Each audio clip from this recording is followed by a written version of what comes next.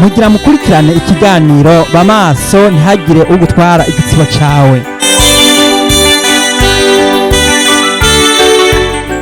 Haleluya, Imana ihabwa icubahiro. Shengero ry'Imana, nongeye kubaramutsa mwese mw'izina rya Yesu Kristo umwami wacu. Nongeye kugirirwa ubuntu n'Imana muri kino gitondo kugira ngo nongere kugushikiriza ijambo ry'Imana Imana yampaye. Iri jambo ry'Imana Imana yongeye kurimpa kugira ngo nongere kubwira ubwoko bw'Imana. Aho uri hose mu Kristo witegure, kuko Mpwemu Yera agiye kuvanwa mw'isi, kandi Mpwemu Yera niyamara kuvanwa mw'isi azogenda ajanye n'abo bari kumwe bose, abamufise bose. Murazi ko twahawe isezerano rivuga riti muzohabwa ubushobozi Mpwemu Yera niyabazako, ati muzoba ivyabo navyo kunshingira intahe guhera i Yerusalemu n'i Yudaya n'i Samariya no gushitsa ku mpera y'isi. Umwami Yesu Kristo arababwira ati mugume i Yerusalemu murorere isezerano rya Mpwemu Yera. Basi ku munsi wa Pentekote Mpwemu Yera aramanuka. Ndagira ngo nkubwire yuko Mpwemu Yera yamanutse. Uwo munsi urazwi, kandi hari ku munsi wa Pentekote. Rero uwo Mpwemu Yera agiye kuzosubizwa mw'ijuru, nk'uko Yesu Kristo yaje yavutse agakura, hanyuma akadupfira ku musaraba, hanyuma agapfa akazuka, akaba yaraduze mw'ijuru, ubu akaba vyagiye iburyo bw'Imana. Niko na Mpwemu Yera nawe yamanutse ku munsi wa Pentekote. Vyari vyarabuwe biravugwa, umwami Yesu aravuga ati murorere ico data yabasezeraniye, nzobarungikira Mpwemu Yera ariwe mwitsi, ariwe mufasha. Nuko rero Mpwemu Yera yaraje, kandi Mpwemu Yera ari kumwe n'ishengero ryiwe. Ariko uyu Mpwemu Yera agiye nawe kuvanwa mw'isi. Mwene data witegure, kuko igihe Mpwemu Yera azovanwa mw'isi, azovanwa mw'isi ari kumwe n'abari kumwe nawe bose. Bene data nimwitegure, wewe ufise Mpwemu Yera urahiriwe, ugumye ico wahawe. Abafise ingabire muzikoreshe, abafise impano za Mpwemu Yera muzikoreshe, abajejwe kuvuga ubutumwa muvuga ubutumwa, abajejwe kuririmba muririmbe, abajejwe gushingira intahe mushinga intahe, abahishura amabanga muhishurirwe amabanga muyavuge, abakiza indwara mukiza indwara, abasenda abadayimoni musenda abadayimoni, abavugishwa mu zindi ndimi muvugishwe, kugira ngo mubwire abantu ubutumwa bwiza. Kuko ijambo ry'Imana rivuga ngo kuko ubu butumwa bwiza bw'ubwami buzovugwa mw'isi yose, kugira ngo bubere ikimenyetso, kibere icabona amahanga yose, maze umuhero w'isi uzocushika. Bene data umva rero, ndeka mbashikirize ijambo ry'Imana Imana yampaye, riri mu gitabo c'Itanguriro igihimba ca 6 umurongo wa 3. Haravuga ngo Uhoraho aravuga ati Mpwemu wanje ntazokwama aranyinyurana n'umuntu ibihe byose, kuko ari uw'inyama gusa. Nuko rero imisi yiwe izoba imyaka 120. Bene data, Imana igihe yarimbura umwuzure wo kuri Nowa, yabanje kugabisha, imara imyaka myinshi iburira abari kw'isi, ibicisha mu musavyi wayo Nowa. Nowa arasemerera. Nowa aburira abantu yuko babaza ubwato kugira ngo bazahungire nk'umwuzure. Baranka, baragarariza, maze umwe wese yigira mu vyiwe, uwundi yigira mu vyiwe. Ku murongo wa 6 haravuga ngo Uhoraho yicuza ico yaremeye abantu mw'isi, bimutera intuntu mu mutima. Uhoraho aravuga ati abantu naremye nzobamara mw'isi, uhereye ku muntu n'igikoko n'icikwega n'ikiguruka mu kirere, kuko nicujije ico nabiremeye. Ariko Nowa we Uhoraho aramushima. Bene data, Uhoraho aravuga ati Mpwemu wanje ntazokwama anyinyurana n'abantu ibihe byose. Muri ico gihe Mpwemu Yera yasigaye gusa ari kumwe na Nowa n'umuryango wiwe. Ariko Imana iravuga ati naho nyene, Imana iravuga ati Mpwemu Yera ntazokwama anyinyurana n'umuntu, agiye kugabanya. Imana yaragabanije, maze Mpwemu w'Imana aho kumara ya myaka 900 n'iyindi hafi igihumbi caburamwo imyaka mikeya, uhoraho aravuga ati mpwemu wanje ntazokwamara nyinyurana n'umuntu, imyaka yiwe izoba imyaka 120 gusa. None rero bene data, ab'iki gihe natwe turiko turagabishwa yuko mpwemu yera agiye kuvanwa mw'isi. Murazi ko Yesu Kristo yadusezeraniye kuturungikira mpwemu yera. Mpwemu yera yaratanzwe, niwe akoresha ishengero. Hagiye kubwira ati vyuka usenge, reka kugarariza, niwumvire.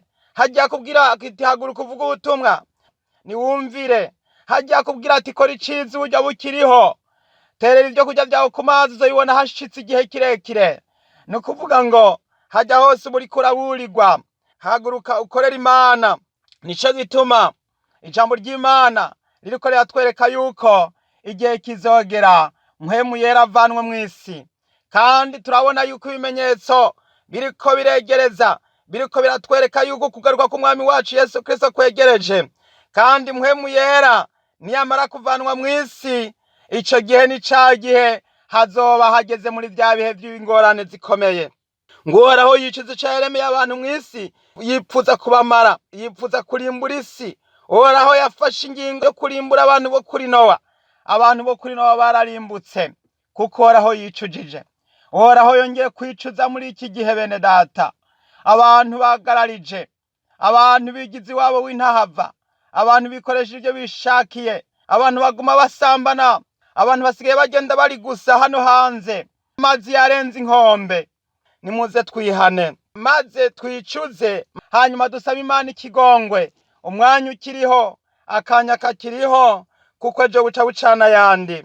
Reka rero nkubwire yuko uyu mpwemu w'Imana agiye kuvanwa mw'isi, kandi azogenda ajanye n'abamufise bose. Reka turabe amajambo mu Bitesalonike ba kabiri, igihimba ca kabiri, umurongo wa 6. Haravuga ngo, kandi none murazi ikibuza kugira ngo azahishurwe mu gihe ciwe, kuko ibanga ry'umugararizo n'ubu ririko rirakora, mugabo hari ubibuza none gushitsa igihe azokurirwaho. Niho wa mugarariji azohishurwa, umwe umwami Yesu azokwicisha impwemu ziva mu kanwa kiwe, azomutituza guseruka kukuza kwiwe.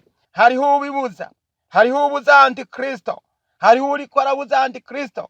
Ni mpwemu w'Imana twahawe, kuko twahawe mpwemu yera, atari mpwemu y'ubuja ngo twongere gutinya, ariko twahawe mpwemu adutakisha avuga ngo Aba Data.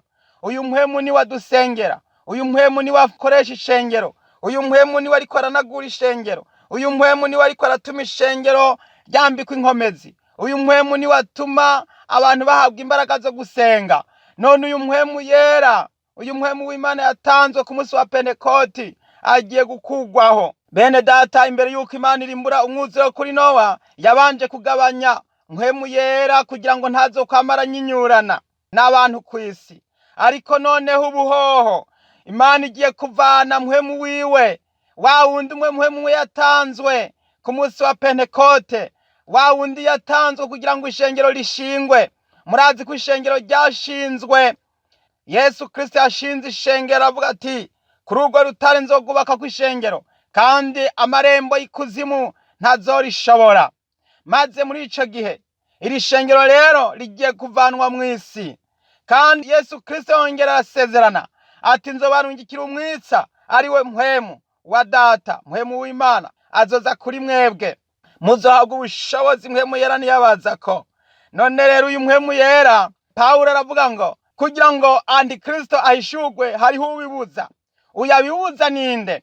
Uyabibuza ni mpwemu w'ukuri, ni mpwemu w'ukuri, kuko ubu hagiye kuza ya mpwemu y'ikinyoma, wa muvugishwa w'ibinyoma.